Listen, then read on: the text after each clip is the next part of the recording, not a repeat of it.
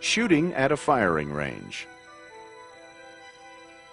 Individual firing ranges may vary in rules and procedures, but all have a clearly designated firing line. Many have a ceasefire line, and all have a downrange area, which is where targets are positioned. The safest available muzzle direction from the firing line is toward the downrange area. Some ranges may require that each person sign in upon arrival.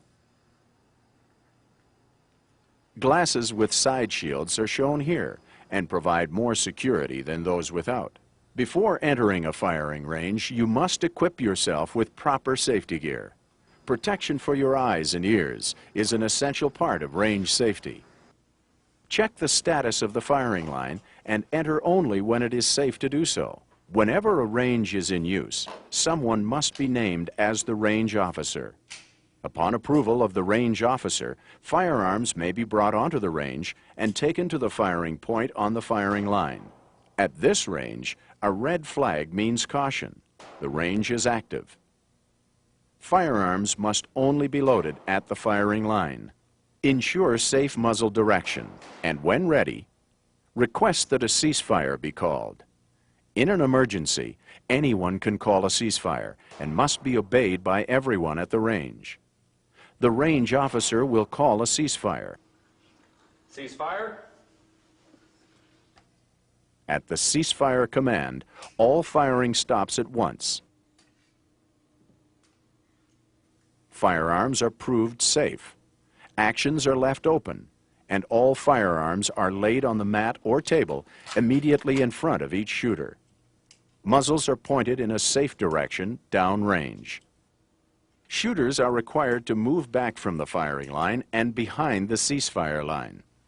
The range officer inspects each firearm to ensure that each action is open and that all ammunition has been removed. Once satisfied, the range officer exchanges the red flag with a green flag to indicate that the range is inactive. At this point, shooters may proceed downrange to change targets. A verbal command to this effect is provided by the range officer. Persons not engaged in changing targets downrange should be well behind the ceasefire line. During a ceasefire, firearms may not be handled under any circumstances. Some ranges have equipment that changes targets automatically. However, most ranges require that you move downrange to manually set up targets. When the downrange area is clear, the range officer will change to the red flag and call the range active. Only then may the firing line be approached and firing begin.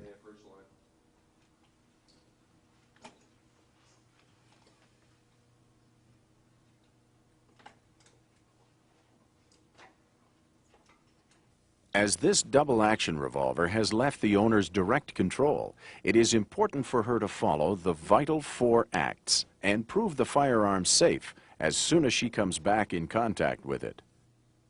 Remember to check that the correct ammunition is being used.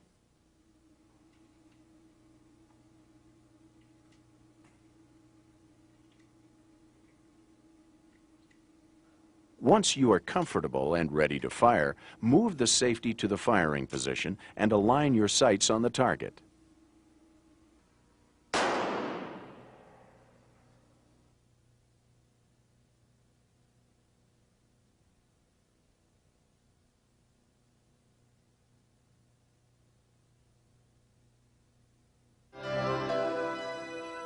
Safe storage of restricted firearms.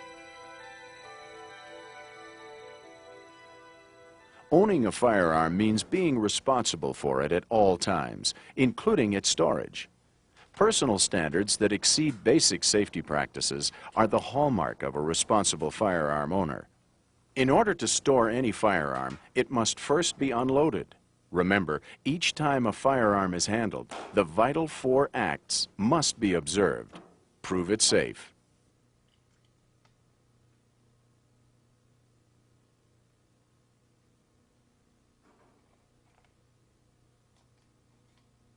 Restricted firearms may be stored in one of 2 ways. Use a secure locking device to disable the firearm and store it in a securely locked container, receptacle, or room that cannot be easily broken open or into. In this example, a steel storage cabinet is being used. Ammunition for a restricted firearm may be stored in a place where it is not within easy access to the firearm. Ammunition may be stored together with or separately from the firearm in a securely locked container or receptacle that cannot be easily broken open or into. Restricted firearms and ammunition may also be stored together or separate from each other in a securely locked vault, safe, or room specifically built or adapted for the secure storage of restricted firearms.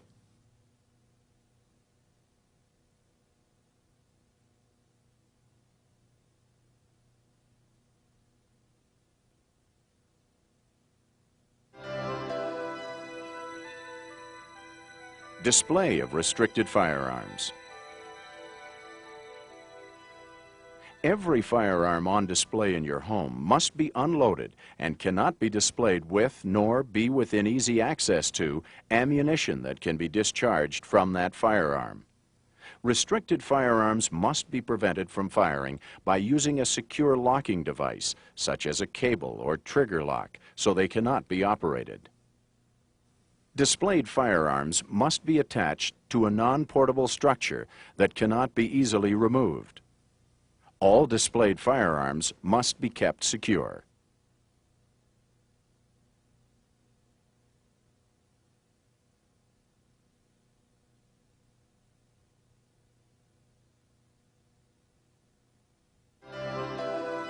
Transportation of restricted firearms. When transporting a restricted firearm, the firearm must be unloaded and locked with a secure locking device. It must be transported in a locked container made of an opaque material that cannot be easily broken open or into. If left in an unattended vehicle, the locked container carrying the restricted firearm must be locked in the trunk of the vehicle. If the unattended vehicle does not have a trunk, the locked container must be kept out of sight, and the vehicle or the part of the vehicle that contains the container must be locked. Remember, proper documentation is required to transport restricted firearms.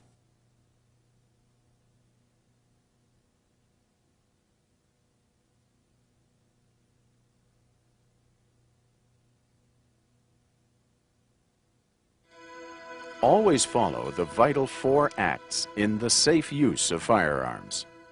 Assume every firearm is loaded.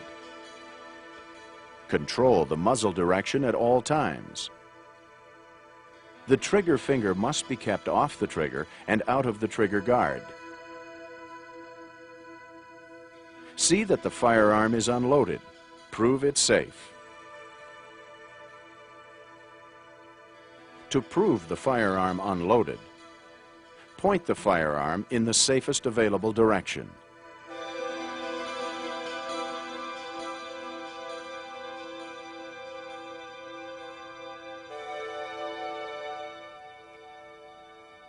Remove all cartridges.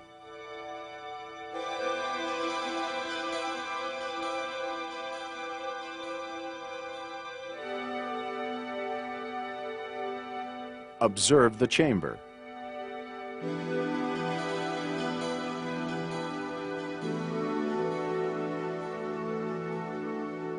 Verify the feeding path.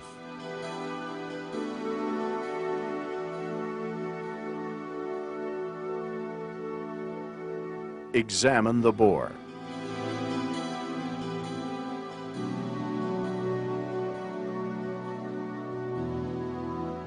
Point, remove, observe, verify, and examine.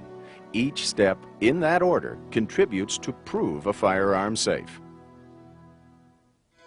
This completes the program. Thank you for your attention. And remember, always aim for safety.